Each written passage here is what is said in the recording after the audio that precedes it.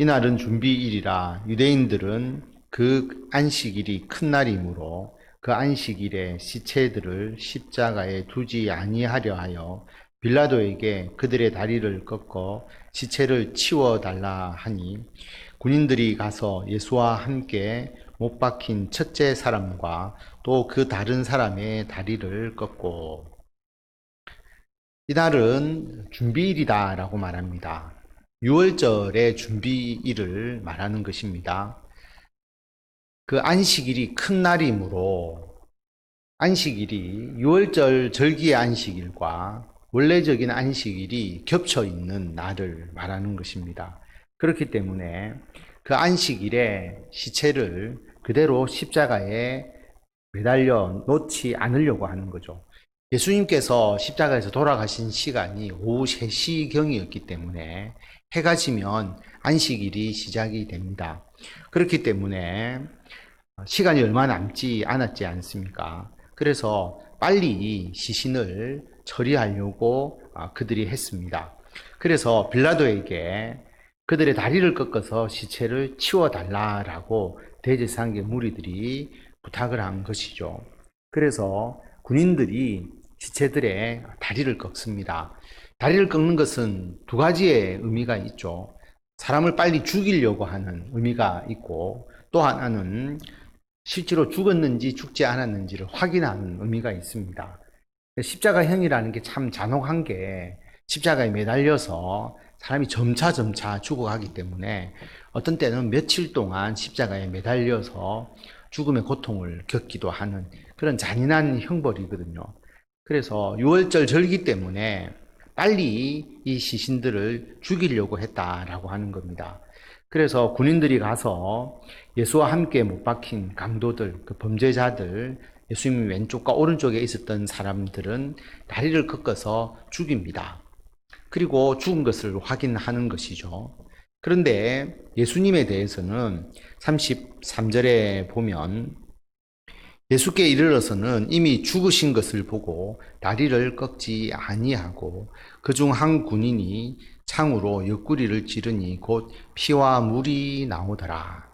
예수님께서는 이미 죽으셨다라고 하는 겁니다. 확실히 죽었다라고 하는 것을 아니까 일부러 죽이실 필요도 없고, 그리고 다리를 꺾어서 확인할 필요조차 없었을 정도로 확실하게 죽으셨다라고 하는 거죠. 그런데 그냥 가기는 그러니까 군인 중 한 사람이 옆구리를 찌르니까 피와 물이 나왔다라고 하는 것은 이미 피가 다 빠져나오는 것이고, 물까지 나왔다는 것은 완전히 우리 몸의 내부가 이제 파열되고 그런 이제 죽었다라고 하는 것을 확실히 증거할 수 있는 것이죠. 피와 물이 나왔다라고 말합니다. 예수님은 왜 빨리 돌아가셨느냐? 인간적으로 보면 예수님은 원래 태형을 당해서는 안 되는데, 그 이전에 빌라도가 유대인들의 환심을 사기 위해서 십자가형을 언도받았는데도 불구하고, 언도할 것임에도 불구하고 예수님을 태형을 가했잖아요. 그래서 이미 예수님은 기력이 많이 떨어진 상태였습니다. 자기 십자가를 자기가 지고 갈 수 없을 정도로 기력이 쇠해져 있어서 구레네 사람 시몬이 대신 십자가를 지고 갔죠. 그 정도의 상황이기 때문에 빨리 예수님께서 십자가상에서 돌아가셨다라고 하는 것이고요. 영적인 의미로 보면 예수님의 죽음이라는 것이 예수님께서 결정하시고 영원히 떠나가셨다라고 우리가 앞에서 보았지만, 예수님이 이 땅에서 십자가의 죽음을 결정하셨다면 그렇게 십자가상에서 오랫동안 매달려 있을 상황이 아니겠죠. 충분히 보면. 그래서 예수님은 정한 때에 하나님의 나라로 가시는 것입니다. 그래서 예수님의 죽음은 오후 3시에 예수님께서 돌아가신 그 상황이, 십자가에 달려서 하루를 잊지 아니하시고 빨리 돌아가신 이유를 우리가 그런 식으로 생각해 볼 수 있습니다. 35절에 보면 이를 본 자가 증언하였으니 그 증언이 참이라. 그가 자기의 말하는 것이 참인 줄 알고 너희로 믿게 하려 함이니라. 이 일이 일어난 것은 그 뼈가 하나도 꺾이지 아니하리라 한 성경을 응하게 하려 함이라. 본자가 증언했다. 사도 요한이 직접 예수님의 십자가 곁에 있었죠. 예수님의 죽음을 목격한 자입니다. 그 목격한 자가 증언하였기 때문에 참이다. 예수님의 몸에서 피와 물이 나왔다. 확실하게 예수님께서 죽었다라고 하는 것을 말합니다. 그리고 왜 예수님은 다리를 꺾지 않았을까? 이 사건이 중요하기 때문에 성경에 기록되어 있지 않겠습니까?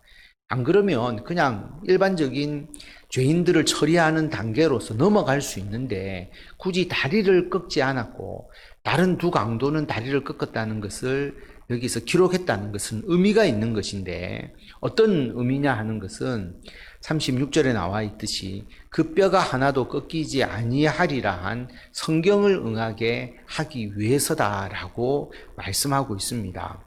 어떤 성경이냐 하면 두 가지의 이제 종류가 있을 수 있는데요. 출애굽기 12장 46절에 보면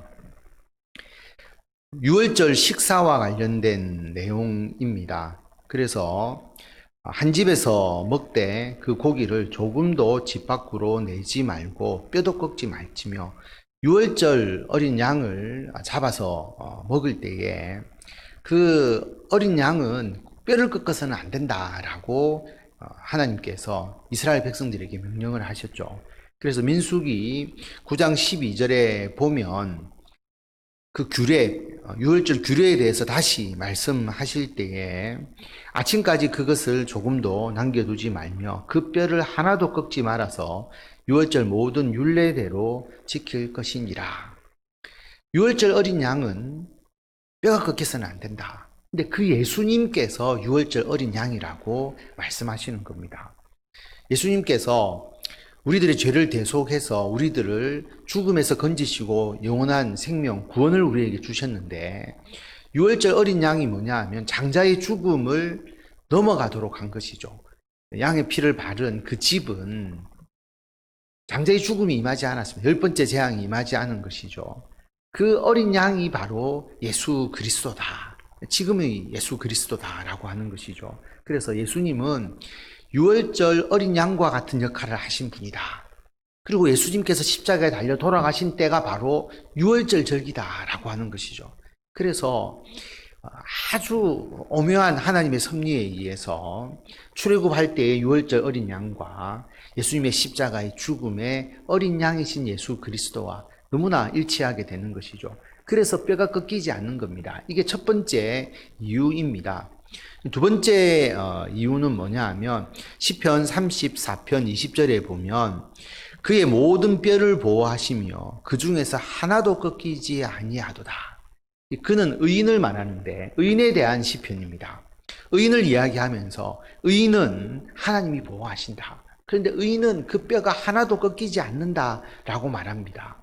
하나님께서 돌보심에 대한 말씀인데 이것을 우리들에게 알려주시기 위해서 하나님의 지켜주심, 돌보심, 그리고 그 중에서 뼈가 꺾이지 않는 가장 의인으로서의 예수 그리스도가 뼈가 꺾이지 않았다라고 하는 이 시편의 말씀을 이루기 위해서다라고 말씀합니다.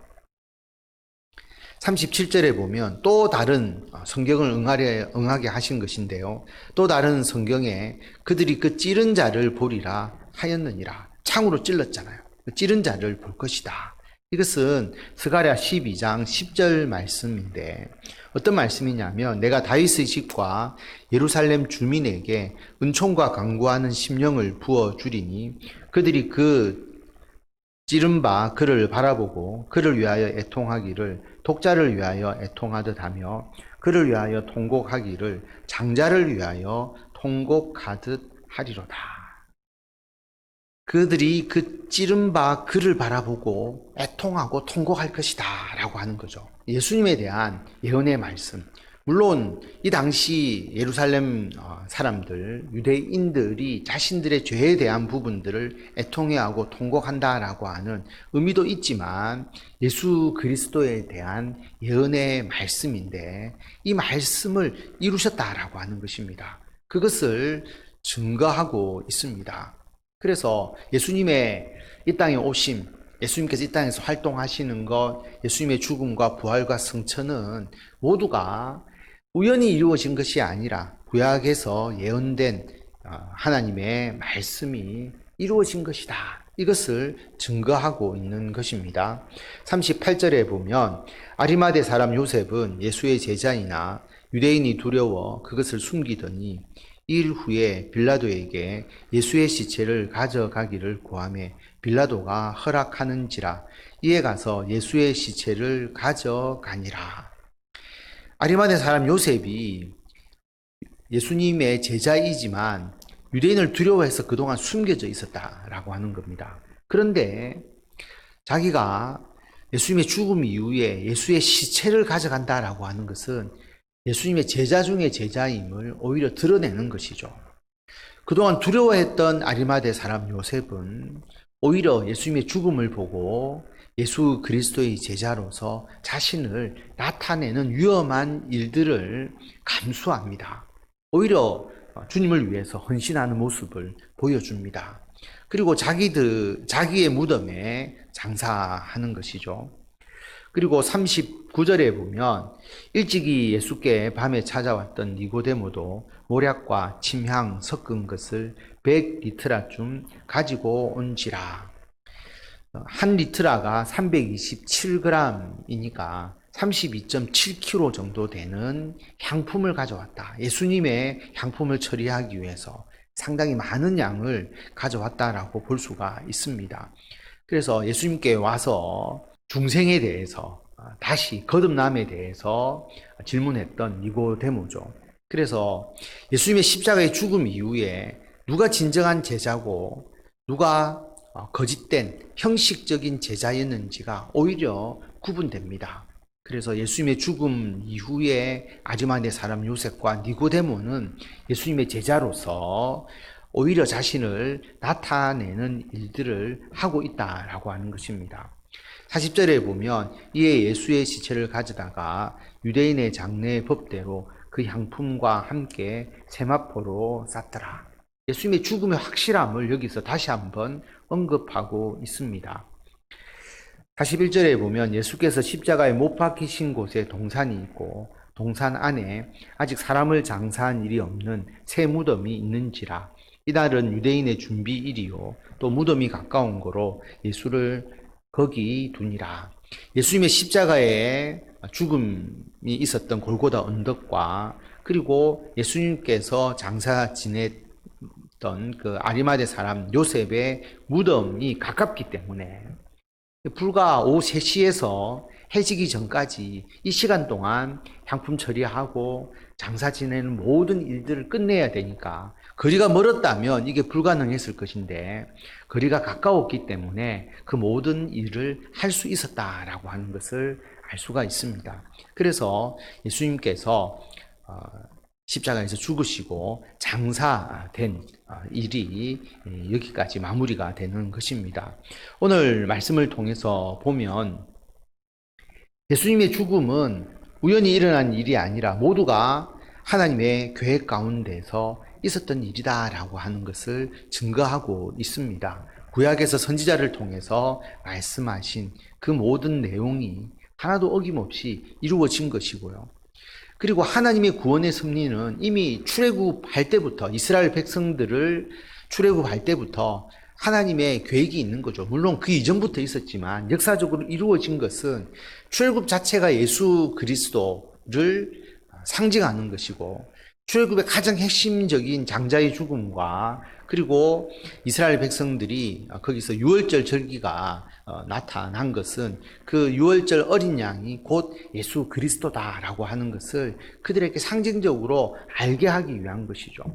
그리고 출애굽 자체가 노예에서 해방되어서 하나님의 백성이 되는 거니까 출애굽의 의미가 우리들에게는 죄에서 죽을 수밖에 없었던 우리들이 예수 그리스도를 믿고 우리가 하나님의 자녀가 되는 것인데 그 가운데서 예수 그리스도의 십자가에 보혈이 있는 것처럼 유월절 어린 양이신 예수 그리스도가 바로 우리들을 살려주시고 우리들을 정결케 하시고 주의 자녀로 삼아주시는 그래서 출애굽과 우리가 예수 믿고 구원을 얻는 것은 영적으로 일맥상통한 부분이 있는 겁니다. 그래서 출애굽은 하나의 모형이고 실제는 예수 그리스도를 믿고 구원을 얻는 것이다 라는 것을 우리에게 말씀하고 있습니다. 이 믿음으로 우리가 살아가는 것이고요. 이 믿음을 우리가 세상 가운데서 두려워하지 말고, 아리마대 사람 요셉, 니고데모가 그동안은 두려워해서 자신을 드러내지 않았지만 예수 그리스도의 제자로서 그들이 찾아와서 예수님의 시체를 장사하는데 힘을 썼던 것처럼 우리도 주의 사명을 위해서 두려움 없이 담대하게 가정과 직장과 우리 교회에서 세상 속에서 하나님의 영광을 위해서 주의 복음을 위하여 헌신하시는 성도 여러분들이 다 되시기를 바랍니다.